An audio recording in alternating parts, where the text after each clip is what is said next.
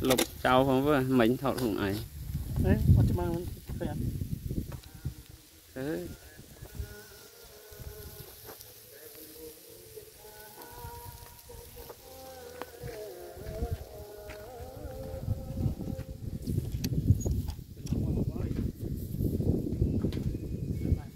lộ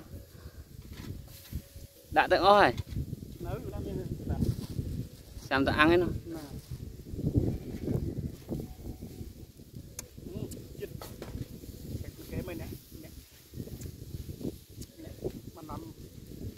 để ăn xin không ra dù cho mặn bài mà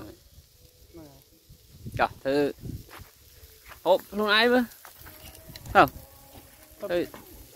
ê mà ăn chứ ăn khăm cướp cướp máu lấy chào là làm sao chứ ấn nhầm giường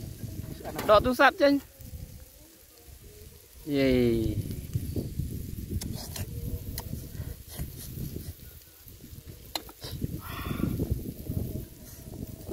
chớ dùng mày sạp xanh lên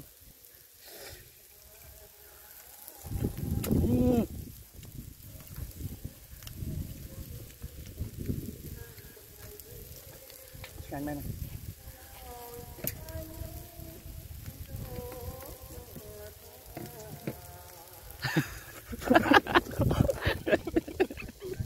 sao chơi